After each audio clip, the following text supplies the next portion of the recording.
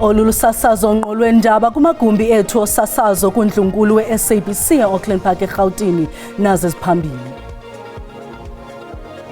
This year we return to this place not to reopen old wounds. uMongameli Ramaphosa uhlabe ikhwelo kubembeli bazikhumbuze ngesiseko sedemokrasi yelu uxolelwaniso nomanyano. Talking to the guy earlier, last night we recorded our last episode for our podcast, but we were chatting like we always do.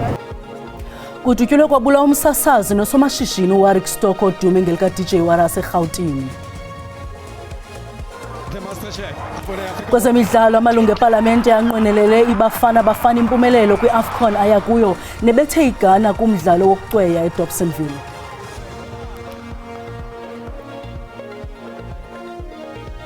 Molweni emakhaya khongozelana uvimbe senilungiselele wona ngokuhlwanje.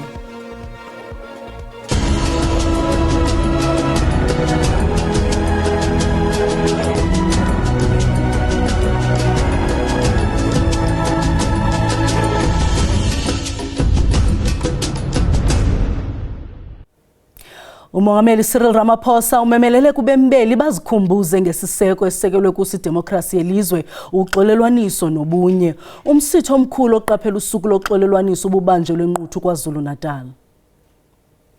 1883 iFortrekkers zoyisa amabutho kaZulu kwimfazwe yaseNcome. Lonto yakhokhelela ekubeni iFortrekkers ezo zichonge usuku lwe-16 kuDisemba njengeholide yosuku lwesifungo.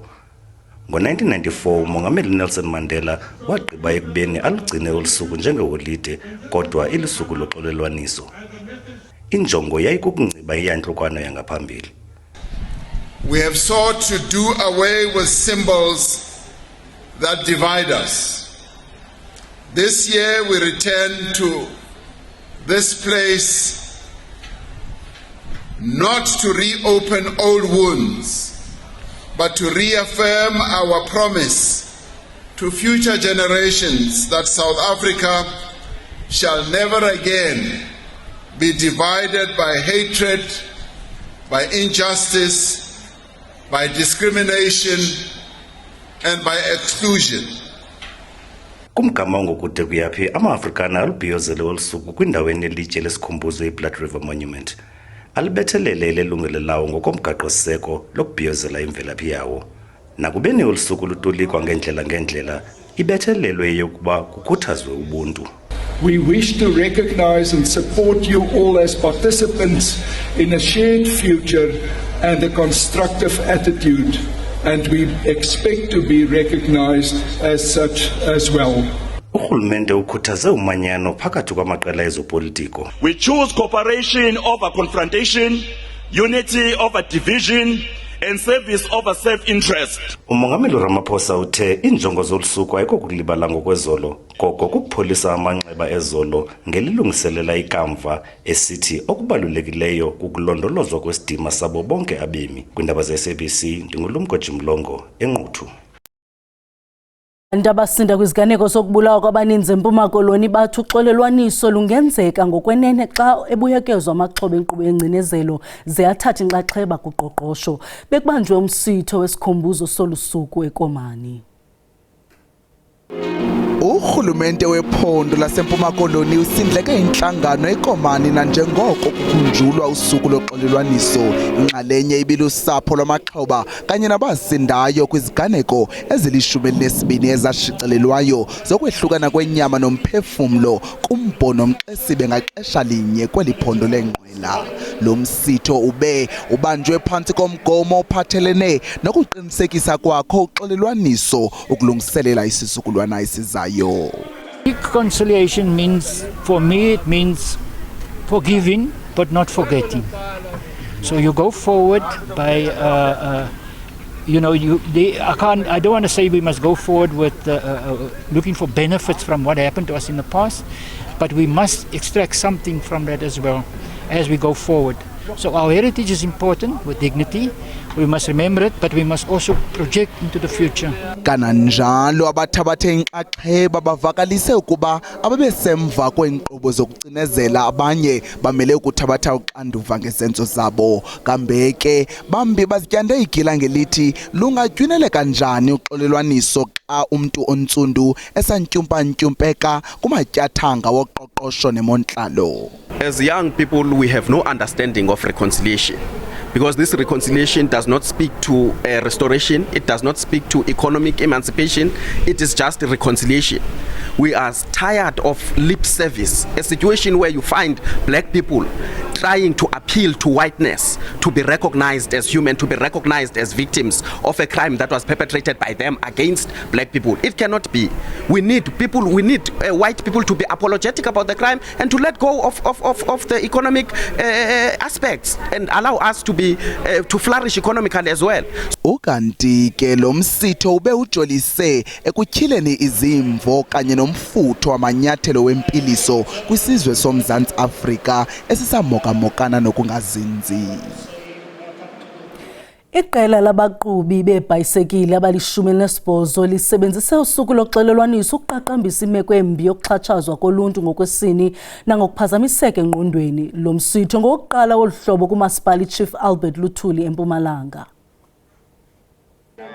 Umdyarho ngowabakhweli bebhayisekile abakwiphulo lokuqaqambisa iimeko ezimbi zokuxhatshazwa kwabantu ngokwesini kunye neemeko zoxinzelelo lwengqondo. Ukuxhatshazwa ngokwesini kubhengezwe ngokusesikweni njengentlekele kweli kwaye eli phulo linenjongo yokuxhobisa ngengqeqesho abantwana abaselula. Well, it's about GBV awareness. You remember we just came from the 16th day of activism. Elinyathelo lamkelwe ngokubanzi. I choose cycling as a black person because I wanna represent all the girls to show them that they have power and the right to join any sport that they want and they can do it. If I can do it, they can also do it. I'm super happy to be here because this race we are fighting against GBV. Lonyaka wosuku loxolelwaniso lunomxholo othi reaffirming reconciliation for future generations kwaye okukuthorisha kwaminyaka le kuza kuphela ngemidlalo yosapho eVegebomdani. Amapolisa phanda ngokugetyengwa komsasazo waziwayo uDJ Warwick Stock owaziwa ngelika DJ Waras. Udutyulwe lahlanziselwa kwinkaba yesixeko seRhawuti emva kokuba abarhanelwa abathathu bevulele ngerhuluwa emva kokuba emise isithuthi akabanjwa mntu. Amapolisa athi amaxhaphethu ayaphanda ngesizekabani solugebengo. Bebesondele kwindawo yesehlo bathi beve ngezithonga zemiphu. Amalungu osapho ayicube yambi inhlungu ewehleleyo. I'm still in shock. I haven't processed it officially. I've just touched his body. It's still warm. Yeah, I don't actually have words. I don't know what to say. I'm broken, I'm shattered because we know he was a voice for many people around the country and even around the world. Ukanti abahlobo nogxaba ka DJ Waras baye nabo bayogcwala emswaneni. Bamchaze njengomntu obengummangaliso. Still a shock, big shock. I was talking to the guy earlier. Well, last night we recorded our last episode for our podcast, but we were chatting like we always do. Yeah, man, it's a shock. You know, the family's still trying to piece everything together. We're still on the site, obviously still in investigation, but extremely sad. Like you explained, he's a ball of energy, an amazing gent. I can't even put it in the past tense to say was, you know. Opinionated, but a solid gent, you know, loving father to his kids, all-round great guy. Ayathontelana amazwi ovelwano aphuma kwinkalo ezahlukeneyo. Kuquka ogxa bakhe asebenze nabo kwizikhululo zikaNomathotholo nomabonakude. Sipothise kwabo basandula ukungena sinikhumbuze niyakwazi ukuzifumana kwakhona ezindaba kwijelo le-YouTube ngokuthi SABC Indaba zesiXhosa. Siyacela xa ubukela ucofa ulike ukuba ukamcofi usubscribe siyabongoza yenza njalo. Kwinqaku eliphambili sithele. Umongameli Ramaphosa uhlabe ikhwelo kubembeli kuba bakhumbule isiseko sedemokrasi yeli athela uxolelwaniso nomanyano. Umongameli bethetha kumsitho waseburhulumenteni wosuku loxolelwaniso eNquthu KwaZulu-Natal. Ngelixa bembeli beqaphela usuku loxolelwaniso, amaqela amaninzi ezopolitiko avakalise izimvo zawo ngolusuku nokubaluleka kwalo. Amanye alubhebhethe olusuku njengenkcitha xesha ekhalazela ingxaki yokungalingani, indlala nokuswela umhlaba, ukanti amanye amemelele kwisizwe kuba simanyane. Nakubeni olusuku lusisikhumbuzo esibuhlungu kwabanye lithuba lokuhlahla indlela yaphambili. Amanye amaqela anti uxolelwaniso la kuhlala luliphupha bengekaphenduliswa ababandakanyeka kumatyelo ocalucalulo nabo bohluthelwa umhlaba bengekawubuyiselwa. To celebrate under these conditions dishonors the sacrifices of our ancestors who gave their lives in pursuit of justice, humanity, and self-determination. The message of the EFF on this day of reconciliation is clear. Until apartheid crimes are fully prosecuted, until victims receive meaningful truth and justice, and until land and economic power are returned to the people, reconciliation will remain a false promise imposed on the oppressed. Ngelixa abanye besithi olusuku alithethi ukulibala ngezezolo koko makuhlahla indlela yaphambili ekuza kuxhamla ukubani kuyo. PAC leadership was given a fresh mandate at its National Congress in Gqeberha a few days ago to unite the people. There is no better way to reconcile than to first unite among ourselves as compatriots, and the rest shall follow. On this Reconciliation Day, let us honour the courage of South Africans who continue to believe in our democracy and who use their voice and their vote to build a better future. The United Democratic Movement calls on every South African to remember that reconciliation is not an event, but a lifelong commitment to justice, equality, and unity. The IFP believes that meaningful reconciliation must be grounded in justice, inclusive economic participation, respect for the rule of law, and strong people-centered governance. Amanye amaqela amemelela kuba baphenduliswe abo basasaza amampunge ngeli logama amanye amaqela ekhumbula iziganeko ezitshintshe imbali yeli. Asks us to do something very difficult, and that is to see through the lens of the other, to listen to experiences that are not our own, to acknowledge pain. So these efforts to try to divide South Africans needs to be confronted head on, and those that are spreading lies and misinformation about our country needs to be confronted and needs to be named and shamed. Reconciliation Day and the annual commemoration of the 1838 vow are not in contrast with but complementary to each other. Both are possible, commemorating our vow and heritage and striving for reconciliation and respect for all cultures. Amawakawaka abachitha ikhefu athondelene kwindawo enomtsalane kubakhenkethi eMuscle Sport Resort ukuyokonwaba nanjengoko liqalisa ixesha leziyunguma. Kumthamo wabantu abangamawaka-4 kuphela baza kwamkelwa kule ndawo nanjengoko ilizwe liqaphela usuku loxolelwaniso kuza kulandela imiqaliselo engqingqwa ukugcina ukhuseleko. Lixesha lokuzolula nokuzonwabisa komdala nomncinci. Imozulu ivuma ikwalixesha lempolo yasemanzini. benyama kwela cala zezibili ipoco kwilonto. As a family reconciliation day, we celebrate it by going to the parks and coming together to share a meal. We're having fun.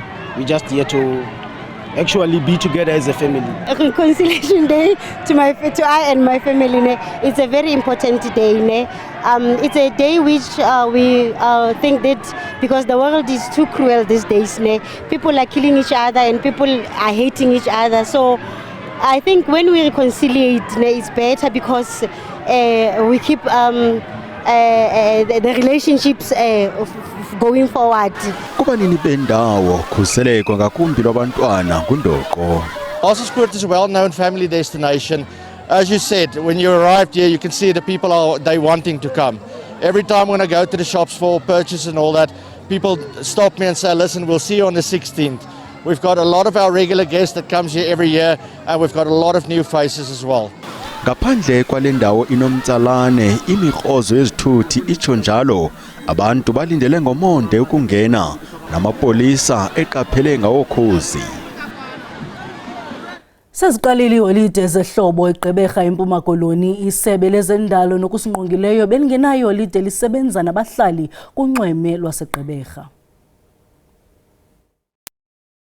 Ide zehlobo zigalelekile nothawa amalanga wazo ke kambe bekusele kuqenqeleke iminyaka eliqela uAlicia Daniel engasaweva amanzi olwandle athe gunqu noko xa kungoku yimihlali kuye ngenxa yesixhobo athe wasixhamla naye waba inxalenye yoyolo lokuweva inyameni yakhe amanzi. Oh, it was fantastic. I don't know when last have I been into the water because I can't swim. And it's such a pleasure to be in the water here. Kananjalo iphulo lesebe lezentlanzi lisungulwe ukusukela eHappy Valley kunjalo nje ziseza kwanda iintshukumo ezinjengezi nakwezinye ilwandle zelomzantsi Afrika. Today you see everybody on the beach, young, tall, short, different colors, all enjoying it. And we are pleased that we've given an opportunity to the differently able to also enjoy this wonderful ocean. Abo ke elibatsho ilwandle inhliziyo zidade encindini yobusi bavakalise uchwayito nezingcomo ngokungqina abakwantsasana nococeko olubalaseleyo. We feel safety because the police is around here. First of all, they busy cleaning up. That was a big thumbs up from my side, seeing the lifeguards on the beach. Lo gama urhulumente waseMpuma Koloni ukhwebela wonke ubani ukukhenkethela kweliphondo ethembisa ubumbejembeje obuncamisa umxhelo nokungazisoli. Beze Kapa naba baseMpuma Kapa sithi mabeze bathi take short left sizobuka ubuhle bephondo lethu. Alikho iphondo elihle ukugqitha iphondo laseMpuma Kapa. Ukanti ke isixeko esimbaxa iNelson Mandela Bay siqinisekise uluntu ngokhuseleko olungqingqwa oluthela thatyathelwa ingqalelo nkalo zonke ngeli xesha leziyunguma. Utsho woncedo loluntu iGift of the Givers wolule isandla ukunceda iqela lamafama aseDeflectus eMossel Bay eKapa athwaxwa imbalela ukususela ngo-2015. iGift of the Givers yothule iloli ebizele kukutya kwezilwanyana neziqhuma zokutya. Lembalela ineminyaka engaphaya kweshumi igqugqisa kule ndawo kwaye amafama amaninzi alahlekelwa yimfuyo yawo ngoku ithemba lifikile ngoluncedo. You can see it in the fields and everywhere. It's difficult.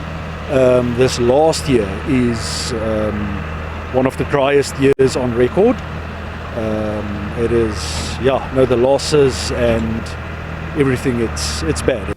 Ngamaxesha obunzima lamafama athi ayabambisana kufike inkitha yembewu zamazambane kuquka nesondlo semfuyo nesivela kumanye amafama aseFreystata. Seed potatoes that was to be marketed, and we didn't market all our seed potatoes. It was left over, and I thought it's a good idea to give it to the sheep farmers. Gift of the Givers has intervened today where we've donated lucerne bales and a super link of potatoes to last the farmers for a month in terms of providing feed for the animals and just to give them some financial ease over that period. Nabasebenzi bachaphazelekile ilembalela kodwa bathi ngoku banethemba leKrismesi emyoli. Die afgelopen tijd het ons zwaar gekry met die hoogte hier. Uthi besinengxaki enzima ilembalela kwaye iminyaka esixhenxe kunqabe imvula. Ummandla wonke weGarden Route kunye neLittle Karoo ujongene nengxaki yamanzi. Iidolophu ezininzi eziquka iNyasa, iGeorge, iPlatte kunye neOudtshoorn ziye zaluqinisa uthintelo lwamanzi kwaye ngokugxalathelana kwabantu ngokwesiqhelo ngeli xesha leholide zokuphela konyaka kuyenyuka. Omasipala babongoza abahlali neendwendwe ukuba bayilumkelele meko yokunqongophala kwamanzi.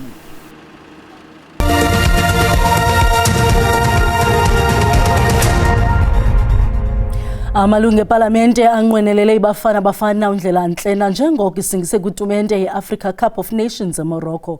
Umqeqeshi weqela Hugo Bruce uyibeke yacaca ukuba balindele impumelelo kumdlalo wokuvula itumente ngakwiAngola ngokunjalo kumdlalo neEgypt kunye neZimbabwe. Ukanti kumdlalo kusifudumeza phambi kweAfcon iBafana ibethe iGhana ngenqaku elinye eqandeni eDobsonville Stadium eSoweto. Khongozela eminye yemiyalezo yamalungu ekomiti yezemidlalo. We would like to say a word of encouragement and support to Bafana Bafana, who is off to AFCON. You are the pride of South Africa. Go out there, play your heart out and make South Africa proud. Go and show Africa what South Africa is made of. To extend our unwavering support to the South African national football team Bafana Bafana as they proudly represent our nation in the Africa Cup of Nations. We actually recognize the significance of this platform not only as a celebration of sporting excellence but as a powerful symbol of unity, resilience and African pride. The Patriotic Alliance would like to wish Bafana Bafana all of the very best ahead of the AFCON. As you step onto the continental stage, you carry with you the pride, hopes and unwavering support of millions of South Africans who believe in your talent and dedication. Play with pride, unity and fearless determination. South Africa is behind you every step of the way, and your journey to the AFCON is a testament to your hard work, discipline and teamwork. Sibulele mawethu ngokusibeleka indlebe senikhumbuze ezangomso siza noxa bethu ngesizulu. Kamnandi mawethu.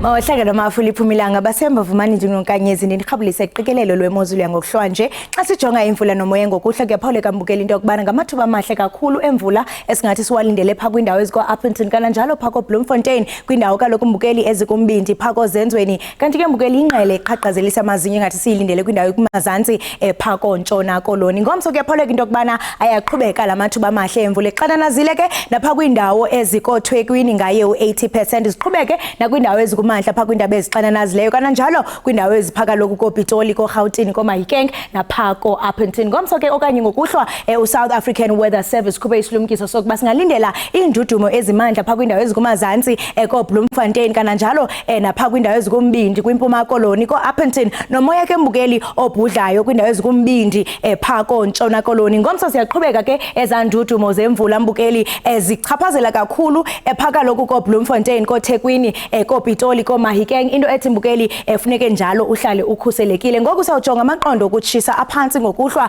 kwindawo ezipha kumisina nge-18 degrees iphalabula ube ngu-19 embombela ibe nguye u-17 degrees xa songena ke mbukeli pha kwindawo ezikoThekwini lipholile ngayo u-24 degrees ngene pha eRhodana eLady Frekona lipholile kanti ke mbukeli pha koNgqeleni koBholodwa eqhalala kuTsolo napha kaloku mbukeli koQumbu singayilibalanga insizwa eRhodeni khona mbukeli ithande uphola yaba ngu-18 degrees ngomso lithande ukutyhila ke kwindawo ezininzi eBloemfontein 25 degrees kanti ke mbukeli pha koNdabankulu eMarhamzini koQongce eKwelerhana napha kaloku ezenzweni icacadu ithande ukuphola yaba ngu-24 degrees eKomani ibe ngu-27 enxeba ibe ngu-29 pha ko-DR kwindawo ezikumbindi kweli lithandela ukugqatsa uBhoboyi ngo-31 degrees ko-Sutherland liphole imbukeli ngaye u-25 degrees ndisatsho ndithi maziqhume inqawe emaxhekweni xhosini.